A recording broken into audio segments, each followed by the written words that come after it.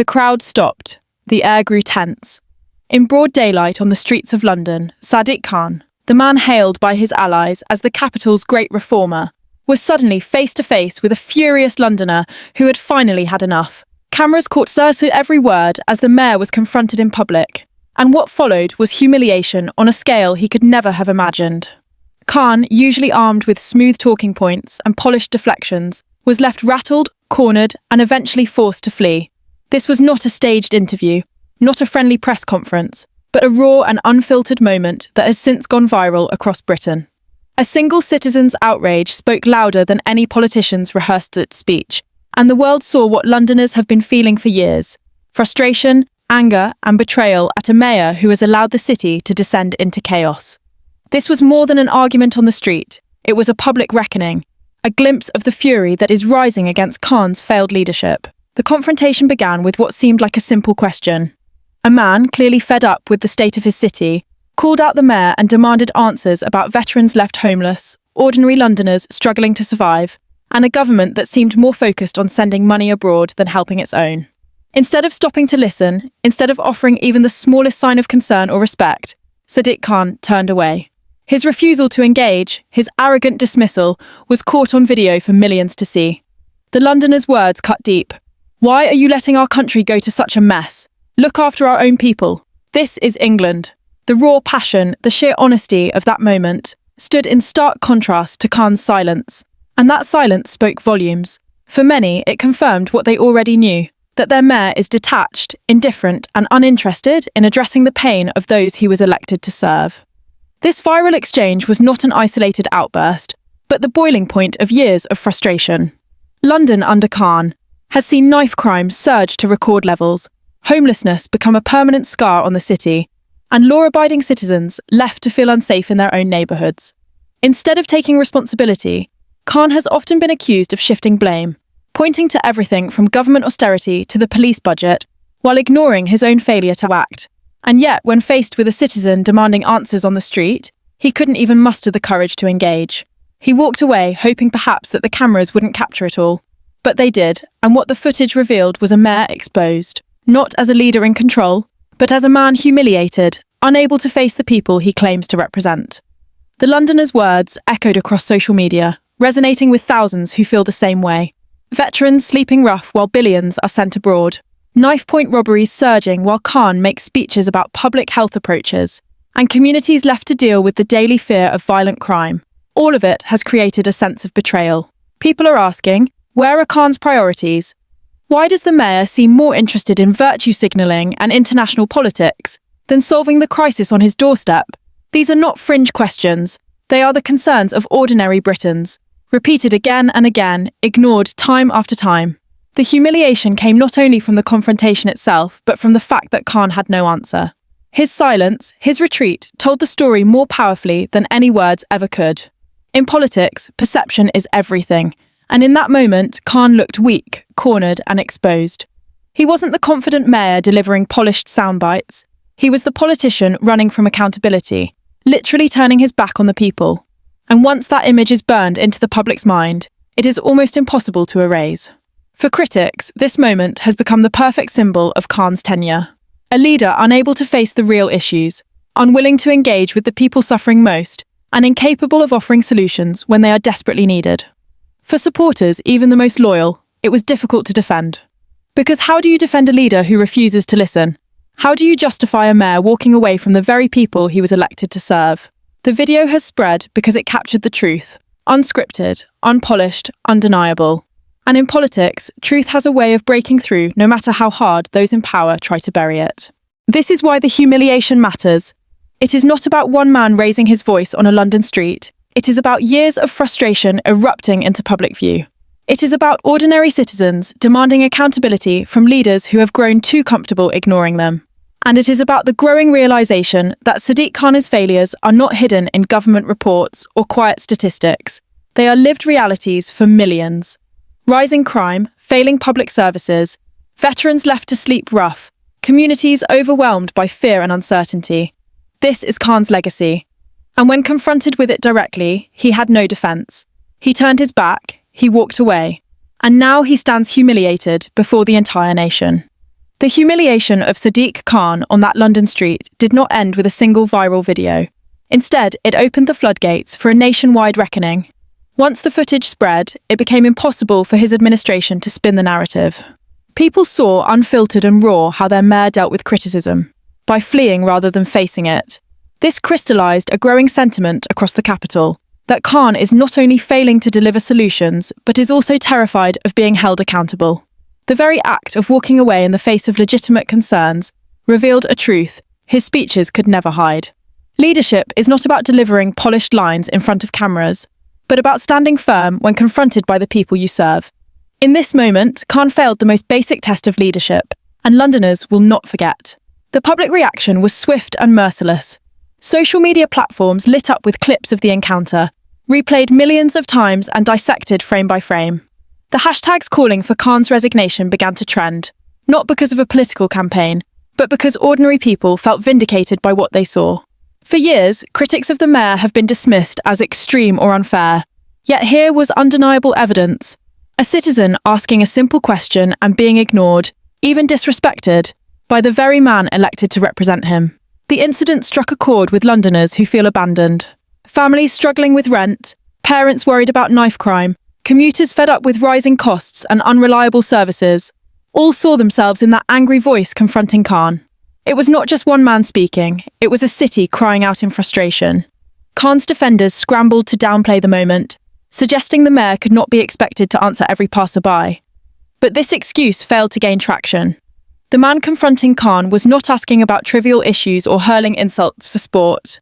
He was demanding answers about veterans sleeping on the streets, about taxpayers' money being sent overseas, while Londoners are left to suffer, about the very fabric of the nation being neglected.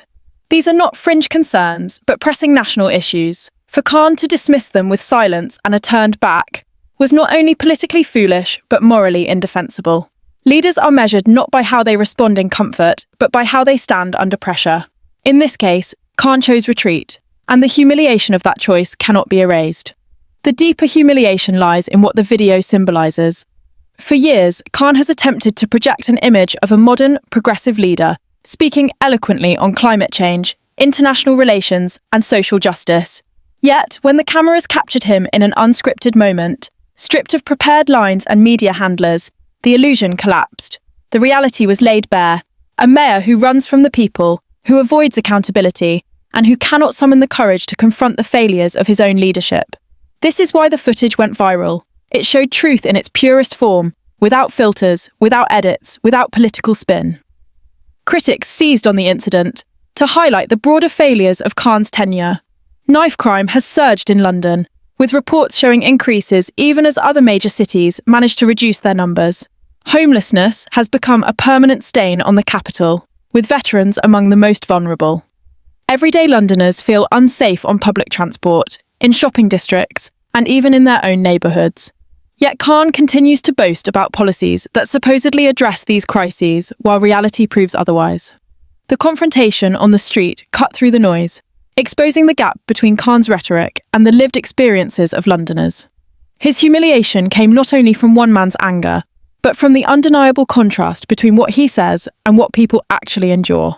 The incident also underscored a growing distrust in political elites who appear detached from ordinary life. For many, Khan epitomizes this detachment. He talks about global challenges while ignoring the suffering outside his office windows.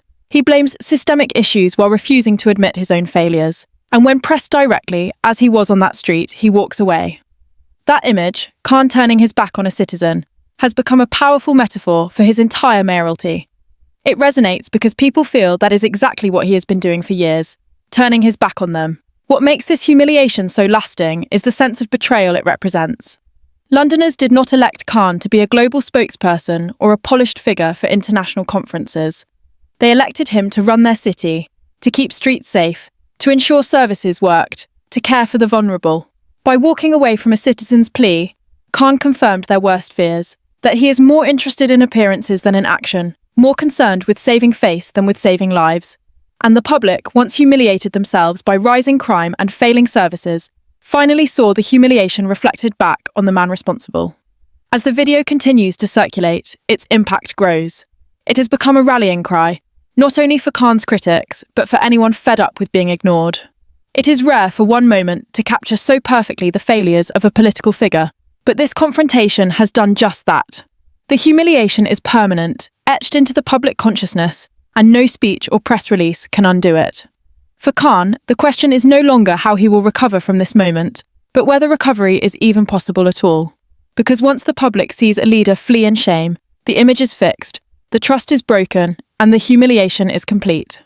The political fallout from Sadiq Khan's humiliation has been nothing short of seismic. In Westminster and beyond, whispers quickly turned into headlines. Could the mayor's career survive such a devastating blow to his public image? For years, Khan has relied on carefully managed appearances, slick speeches, and a friendly media landscape to shield him from scrutiny. But the viral footage of him fleeing from a Londoner's furious questions stripped all of that away in an instant. Politicians know that once a leader is exposed in such a raw, undeniable way, the damage is irreversible. What millions saw was not a strong, confident mayor, but a man cornered, embarrassed, and unwilling to defend his record. That is the kind of image that sticks in the minds of voters long after the news cycle has moved on. The humiliation came at the worst possible time for Khan, as public trust in his leadership was already crumbling. Crime statistics paint a bleak picture: knife crime rising at alarming rates, gun crime creeping up, and robberies soaring while citizens live in constant fear. Meanwhile, homelessness has reached shameful levels, with countless veterans sleeping rough and ordinary families pushed into despair by the skyrocketing cost of living in the capital. These are not abstract numbers, but lived realities for millions. Londoners step out of their homes and see the evidence of Khan's failures every single day. When confronted about it, rather than owning up or offering hope, Khan turned his back. That decision, caught on camera, has now become the defining symbol of his tenure. The outrage is not confined to the streets of London. Across the country, the video has sparked debates about what kind of leadership Britain truly needs. For many, Khan's behaviour represents everything that has gone wrong with modern politics. Leaders who lecture ordinary people, ignore their pain, and then walk away when challenged. The citizen who confronted Khan voiced concerns that countless others share. Questions about why foreign aid is prioritised over veterans, why the streets feel less safe, why ordinary Britons are left to struggle while their leaders congratulate themselves. Instead of engagement, they saw arrogance. Instead of leadership, they saw cowardice. This disconnect between rulers and the ruled is growing sharper by the day, and Khan's humiliation has thrown it into the spotlight. Inside City Hall, reports suggest panic has set in. Advisors fear that the viral video will not only damage Khan's reputation, but also undermine Labour's broader standing in the capital. The timing could not be worse, with national politics already in turmoil, and Reform UK gaining momentum by tapping into the frustrations of ordinary voters. Every time the footage is shared, it strengthens the narrative that Labour elites like Khan are out of touch, weak, and dismissive of the people they claim to serve. Opposition figures have wasted no time capitalising on the moment, painting Khan as the poster boy for failed leadership. They argue that if he cannot handle a single citizen's criticism on the street, how can he possibly handle the far greater challenges facing London? The humiliation is not just personal, it is political dynamite. What makes this moment particularly damaging is that it resonates across divides. Even those who might not normally criticise Khan cannot ignore what the footage shows. It is difficult to defend a leader walking away from a veteran's plea or refusing to answer simple, heartfelt questions about the suffering of his own citizens. Khan's usual supporters in the press have struggled to find a narrative that shields him. Some tried to frame the confrontation as hostile or unfair, but the raw honesty of the Londoners' words struck a chord with too many people. It was not the voice of extremism, but the voice of frustration, of a public tired of being ignored. By failing to respond, Khan inadvertently gave power to that voice, turning one man's anger into a national symbol of resistance against political arrogance. This humiliation has also reignited debates about accountability. Politicians often avoid scrutiny by hiding behind statistics, complex jargon, or endless committees. But ordinary people are demanding something more direct. They want leaders to look them in the eye, listen to their struggles, and offer genuine answers. Khan's failure to do so revealed not only his personal weakness, but the broader weakness of a political class that has grown accustomed to ignoring those they govern. The viral video is proof that the people will no longer accept silence, and it has given courage to others who may now feel emboldened to confront leaders directly. If Khan thought walking away would protect him, he was wrong. It only magnified the issue, inspiring more anger and more scrutiny than ever before. The humiliation also carries an international dimension. London is not just Britain's capital, it is one of the most watched cities in the world. When its mayor is exposed in such a dramatic and viral way, the image travels far beyond British borders. Global media outlets have already picked up on the story, framing it as evidence of growing discontent within the UK. For Khan, who has tried to cultivate a global image as a progressive statesman, the embarrassment is unbearable. Instead of being seen as a polished leader representing London on the world stage, he is now remembered as the mayor who fled from a citizen's question. That clip will follow him wherever he goes, undermining his credibility at home and abroad. Perhaps the most damning element of this humiliation is what it reveals about Khan's character. Leadership is about courage, about standing firm in the face of criticism, even when it is uncomfortable. A true leader seizes such moments as opportunities to listen, to connect, and to demonstrate strength. Khan did the opposite. He fled. That choice revealed more about his priorities than any policy speech ever could. It showed that he values comfort over courage, avoidance over accountability, and image over substance. For Londoners already weary of crime, decay, and neglect, this was the final straw. The mayor who once promised to represent them has instead turned his back on them, literally and figuratively. And now the humiliation he suffered on that street has become a lasting symbol of everything that has gone wrong under his watch.